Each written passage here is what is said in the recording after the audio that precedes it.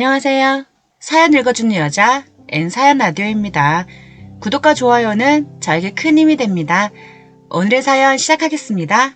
안녕하세요. 저와 시아버지 사이에 있었던 일을 어디 가서 하소연도 못하고 말은 하고 싶은데 답답해서 욕먹을 각오를 하고 이렇게 사연을 보내게 되었습니다. 저는 20대 후반의 가정주부입니다. 고등학교 때 알게 된 남자친구가 있는데 대학교 2학년 때까지 썸 타는 애매한 관계로 지내다가 대학교 3학년 때쯤 연인관계가 되었습니다. 남자와의 잠자리에 대한 로망이 있고 좋아하는 편이고 남자친구를 만나기 전 서너 명의 남자들과 연애를 해봤지만 이 남자는 전 남자친구들보다 시원찮고 체력도 별로 좋은 편도 아닌데다가 솔직히 잘하지도 못합니다. 그럼에도 불구하고 계속 만나는 이유는 저희 집과는 반대로 남자친구 집은 대대로 내려온 논밭에 신도시가 들어오는 바람에 땅값이 올라 부자가 돼버렸어요. 한마디로 땅 부자인 셈이지요. 그러니 제가 남자친구 집에 한 번씩 놀러가도 시어머니나 쌍둥이 여동생들은 제가 가난하다고 별로 탐탁치 않게 생각하시더라고요. 여동생들은 저보다 2살이 어리지만 저를 무시하고 깔보는 경향이 심했어요. 둘 다 시어머니를 닮아서 그렇게 썩 예쁘지가 않거든요. 그리고 먹는 걸 좋아하니 둘 다 몸무게가 불어 70kg대까지 나간다고 했습니다. 반면 저는 예쁘고 날씬하니 쌍둥이 자매들이 시기 질투가 나서 저를 유독 미워하는 것 같았어요. 저는 솔직히 제 자랑 같지만 우리 동네에서는 제 이름 은정이 하면 모르는 사람이 없을 정도였습니다. 어쨌든 쌍둥이 자매들이 저한테 행패를 부리는 것은 재산 때문인 것 같기도 했어요. 그 중에서도 저를 가장 미워하고 반대하는 사람은 어머니셨습니다. 딸들한테 제가 앞에 있는데도 대놓고 말씀하시는데 정말 기분이 나쁘더군요. 은정이 너는 너무 예뻐서 인물값 제대로 할 것 같아 보여. 게다가 너네 집 너무 가난해서 나중에 우리 집 재산 너네 집으로 빼돌릴 게 분명하단 말이지. 게다가 아빠도 안 계시고 엄마만 계시잖아. 아빠 없이 자라서 뭘 제대로 배우기나 했겠어? 내 말 너무 기분 나쁘게 들렸겠구나. 정말 미안해. 하지만 어쩌겠니. 너도 알다시피 내가 좀 솔직하게 말하는 성격이라는 걸. 그리고 자식을 좋은 집안에 결혼시키고 싶지. 누가 가난한 집안에 결혼시켜서 자식 고생하는 거 보고 싶어하는 부모가 어디 있겠어. 너도 자식 낳으면 내가 한 말 맞다고 생각될 거야. 하며 시어머니는 부모님을 가지고 또 시비를 거는 겁니다. 저희 집은 가난하니까 알바를 해서 학비도 겨우 내고 남동생 용돈도 주며 살아왔었습니다. 신우들은 제가 공부 잘하는 것도 시비를 걸더군요. 언니, 엄마가 저렇게 말하니까 나도 하고 싶으면 하나 해도 되죠? 언니는 우리 오빠보다 너무 똑똑해서 시집 오면 시어머니랑 신우를 가르치려 하고 이겨먹을 게 뻔해서 반대하는 거예요. 언니는 가난하지만 머리는 똑똑하니까 우리 오빠보다 더 잘 살고 머리가 잘 굴러가는 사람하고 결혼할 수 있을 거예요. 근데 가난하면 누가 데려가려고는 할까요? 언니같이 똑똑하고 이쁘고 가난한 여자는 누가 데려갈지 너무 궁금해요. 나중에 언니 결혼하면 내가 꼭 갈게요. 축의금은 내가 섭섭치 않게 두둑히 챙겨갈게요. 라고 말하는데 정말 어이가 없었습니다. 이 집안의 여자들은 도대체 왜 저러는 건지. 이 집으로 시집을 못 가면 할 수 없지 뭐. 게다가 저 인간은 체력도 바닥에 잠자리까지 별론데 결혼은 무슨 놈의 결혼? 하며 생각을 했었어요. 그러던 와중 저는 힘도 못 쓰는 남자친구와 잠자리를 했는데 피임이 잘못된 건지 임신이 되어버리고 말았습니다. 남자친구 엄마는 임신한 저에게 가시네가 어디서 배워먹었는지 몸을 함부로 굴리네 날라리 같은 년 누구신지 어떻게 알아? 하며 말도 안 되는 소리를 해대더군요. 저는 시어머니의 말에 오기가 생기고 더 강해지기로 했습니다. 속으로 꼭 결혼을 해서 이 집 재산을 차지하고 저 주둥이 나불거리는 거 막아버리고 말겠다고 생각을 하며 네 어머니 아저씨 맞고요. 의심 가시면 출산하고 나서 바로 유전자 검사하셔도 돼요. 하고 최대한 억지로 웃으며 화를 꾹 참고 말했습니다. 그래도 저렇게 남자친구 집안의 여자들이 난리를 쳐도 꾹 참을 수 있었던 이유는 고등학교 때부터 저를 예뻐해 주신 남자친구 아버지를 보고 버틸 수 있었습니다. 고등학교 때부터 지금까지 아무도 모르게 제 학비도 내주시고 남자친구 몰래 저희 집에 조금씩 생활비도 대주셨거든요. 대학 시절에는 자주 만나서 술도 마시고 맛집도 다니고 그런 사이였습니다. 다 남자친구 모르게 한 것이지요. 남자친구 엄마와 쌍둥이 자매들이 날뛰는 것도 아버님께서 저에게 너무 잘해주시니 질투와 시기가 더 폭발한 것 같기도 했어요. 예비 시아버님은 가족 중에는 제일 잘생겼고 체력도 좋으시고 나이도 55세밖에 안 되는 젊으신 분이셨는데 성격도 원만했으며 저에게만은 늘 다정다감했고 따뜻하게 대해주신 분이셨어요. 저는 아빠가 안 계시고 오빠도 없으니 예비 시아버지가 아빠 또는 오빠 같은 존재였습니다. 제가 알바해서 벌어봤자 얼마나 벌겠어요? 예비 시아버님은 요즘 말로 하면 저의 스폰서가 되어주셨어요. 그러니 예비 시아버님 덕에 넉넉하게 생활할 수 있게 되었어요. 현재 제 월급도 그리 많지 않은데 남동생 학비까지 내주시니 너무 감사했습니다. 우여곡절 끝에 저는 임신이 되어버리는 바람에 남자친구 엄마와 쌍둥이 자매의 강력한 반대를 무릅쓰고 그해 바로 결혼을 했습니다. 시어머님은 결혼 전부터 절대 분가 안 시켜줄 거라고 하셨기 때문에 어쩔 수 없이 시댁 2층에서 신혼살림을 차리게 되었고 다니던 회사도 퇴사를 했습니다. 시어머니는 왜 그렇게 쓸데없이 일찍 일어나시는지 50대인데 벌써 새벽 4시부터 설치고 다니시더라고요. 신혼집인 2층까지 올라와서 자고 있는 저를 깨우셨습니다. 저는 원래 잠이 많은 편이에요. 특히 아이를 임신하니 더 몸이 안 좋고 잠도 많아지더라고요. 새벽부터 저를 깨우시니 잠이 너무 와서 사람 미칠 지경이었습니다. 저는 잠을 못 자면 그날 하루 망쳐버리는데 남편은 제가 임신을 했으면 집안일은 어느 정도 도와줘야 할 텐데 전혀 도와주지도 않고 게임만 하고 있는 겁니다. 집안일은 여자가 해야 하니 아드님은 늘 하던 대로 푹 쉬라고 하시는데 눈치가 더럽게 없는 남편은 그럼 엄마 말대로 푹 쉬어야겠다. 여보, 들었지? 나는 분명히 도와주려고 했는데 엄마가 쉬라고 하니까 어쩔 수 없이 쉬는 거야. 에? 뭐야? 눈을 왜 그렇게 떠? 왜? 도와줘? 도와달라고 말을 해봐. 말을 해야 알지. 말 안 할 거면 나 다시 하던 게임이나 하러 간다. 에? 무슨 일 있으면 엄마한테 힘들다고 말하고 올라와서 좀 쉬어. 쉰다고 말해도 우리 엄마 뭐라고 할 사람 아니야. 그치 엄마? 그건 내가 더 잘 알아. 알았지? 하며 무거운 엉덩이를 들고 방으로 쳐 들어가는 겁니다. 남편이 도와주지 않으니 집안일을 혼자 다 해서 피곤할 수밖에 없었어요. 시어머니는 늘 아침상을 차리라고 하시는데 제가 20대 후반에 무슨 음식을 하겠습니까? 인터넷을 보고 아침 준비를 하면 시어머니는 네 집에서 그런 것도 안 배우고 뭐 했니? 다 배우고 오는 게 맞지 않냐며 소리를 치시는 겁니다. 그래서 엄마한테 전화해서 몇 가지를 배워 음식을 차려놓으면 너무 맛이 없다고 짜증을 부리더군요.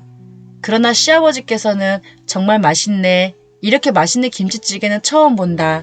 도대체 혀가 어떻게 됐길래 맛없다는 거냐. 먹기 싫으면 먹지 말아라. 하고 제 편을 들어주시는데 그럴 때마다 시아버지에게 며느리 편든다면서 난리 부르스를 치더라고요.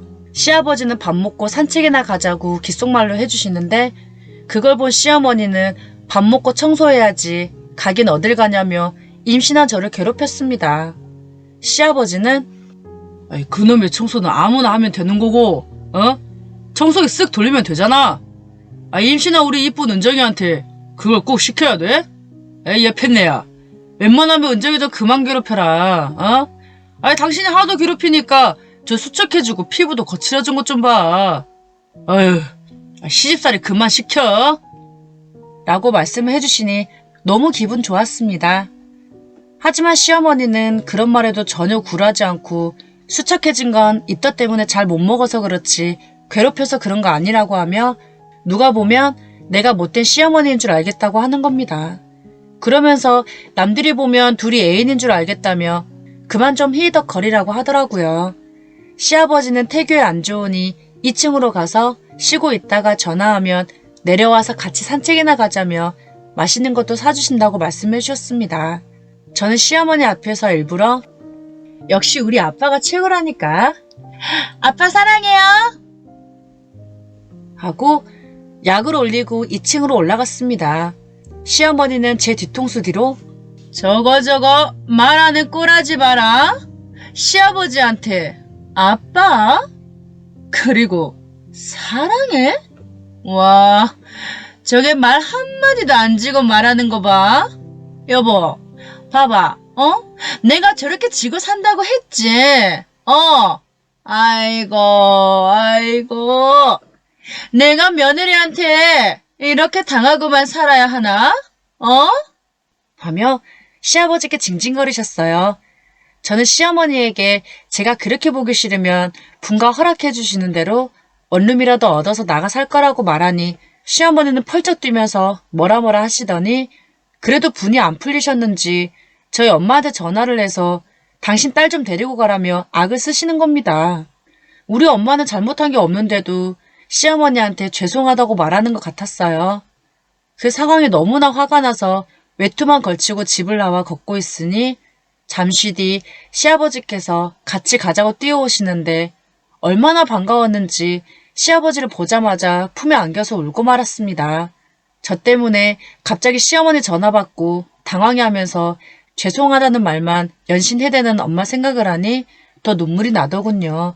그렇게 시아버지의 따뜻한 품속에서 얼마나 울었을까요? 시아버지는 저에게 울지 말라고 눈물을 닦아주시고 위로해 주셨어요. 그러면서 저 사람 성격이 원래 그러니까 네가 나를 봐서라도 저 사람이 했던 모진 말들에 상처받지 말고 나한테 다 풀어버려라 라고 말씀해 주시며 뱃속에 아이도 임신했으니 꼭 분가시켜 주신다고 해주셨어요. 시어머니 몰래 새 아파트로 입주 준비하고 있으니 한 달만 참아달라고 하는 겁니다. 현정이 너를 고등학교 때부터 봐왔는데 네가 정말 착실하고 엄마와 동생을 위해 살아간다는 거 누구보다 내가 더 잘 알지. 그럼 내가 지금도 내 며느리 널 보는 낙으로 살고 있다는 거 알고 있니? 응?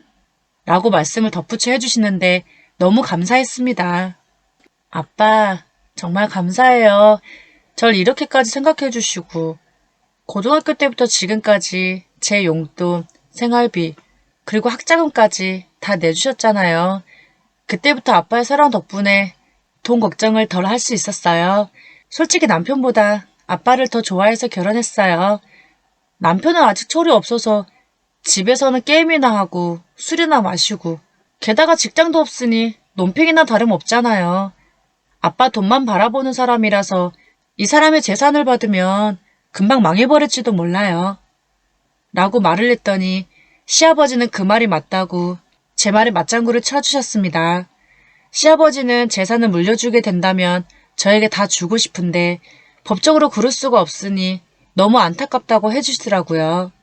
그래서 넌지시 재산에는 전혀 관심이 없지만 가난한 저에게 아빠의 재산이 가늠이 안 되고 너무 궁금해서 그러는데 정확히는 아니어도 대략 어느 정도 되냐고 여쭤보니 땅값이랑 이것저것 하면 대략 800억쯤 된다고 하시는 겁니다.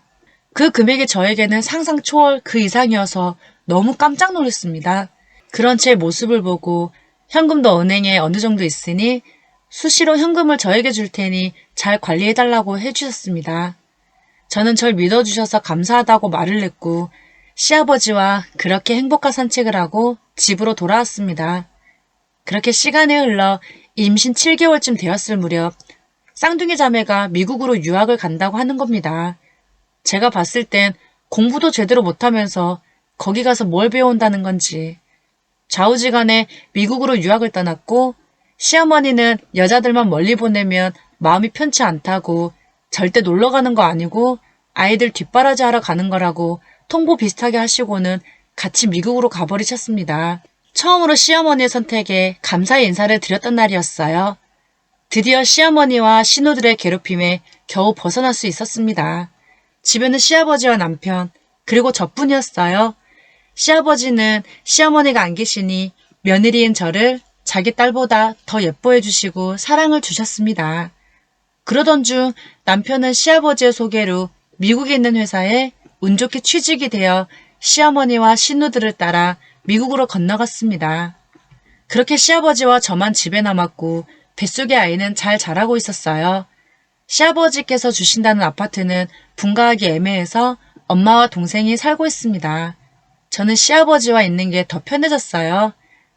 시아버지는 요리 솜씨도 좋아 제가 먹고 싶다고 하면 맛있는 요리도 많이 해주셨어요. 한 번은 제가 밤 12시에 자연산 회가 먹고 싶다고 말을 하니 귀찮은 내색 없이 바로 단골집으로 가셔서 회를 떠다 주셨습니다. 게다가 시아버지는 설거지와 청소까지 완벽히 다 해주셨어요. 임신한 며느리 손에 물 한 방울 안 묻히겠다고 말씀해 주시는데 그 말이 너무 행복하게 들렸어요. 저는 시아버지와 같이 있을 때마다 남편 같다는 생각이 들 때가 많았습니다. 제가 너무 다리가 아프다고 하니 시아버지는 제 다리를 마사지를 해주셨는데 시아버님도 남자인지라 기분이 참 이상했습니다. 저는 임신을 한 내내 잠만 자고 싶어졌고 아무것도 안 하고 싶어졌습니다. 먹고 자고 하니 점점 게을러지며 살이 10kg 이상 찌고 말았어요. 원래 48kg였는데 58kg 이상이 쪄버렸다고 시아버지에게 말을 하니 지금이 딱 보기 좋다고 해주셨어요.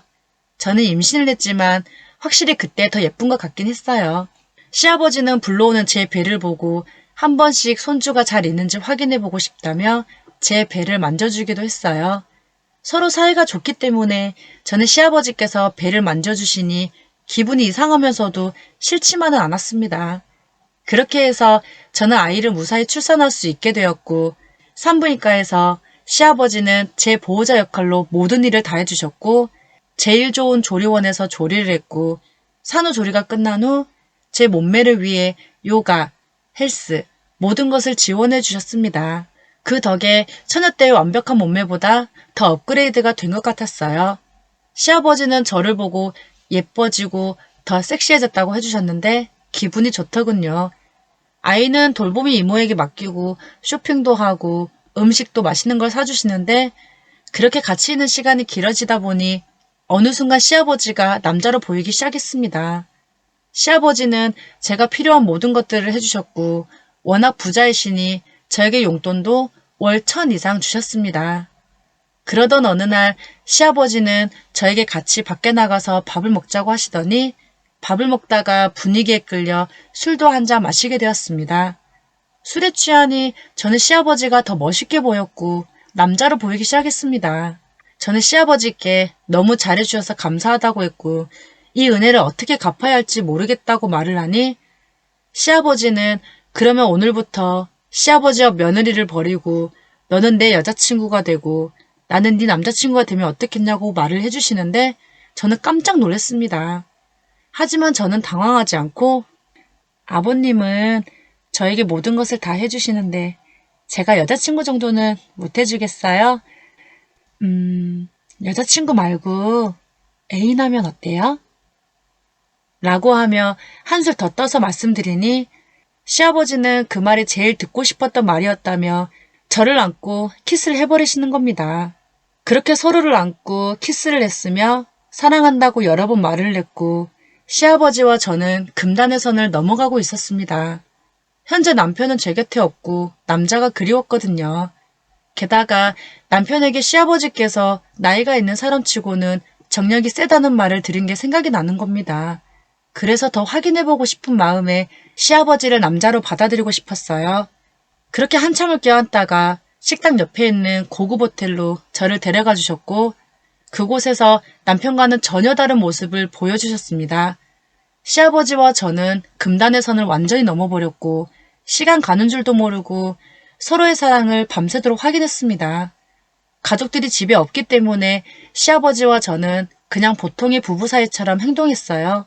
시아버지는 살림을 잘하시니 아이의 우유도 잘 먹여주고 기저귀도 잘 갈아주는 다정다감한 남자였습니다. 제가 뉴스를 보면 막장 뉴스가 많은데 저에게 이런 막장이 일어날 줄 꿈에도 생각 못했습니다. 저는 이왕 이렇게 된 거 시아버지와 그냥 즐기기로 했어요. 시아버지는 저를 더 사랑해 주셨고 만약에 무슨 일이 있더라도 제가 평생 먹고 살 수 있도록 다 준비해 놨으니 아무 걱정 말라고 안심시켜 주셨습니다. 언젠가 이런 관계는 끝나겠지만 아직까지는 서로를 사랑하고 좋아합니다.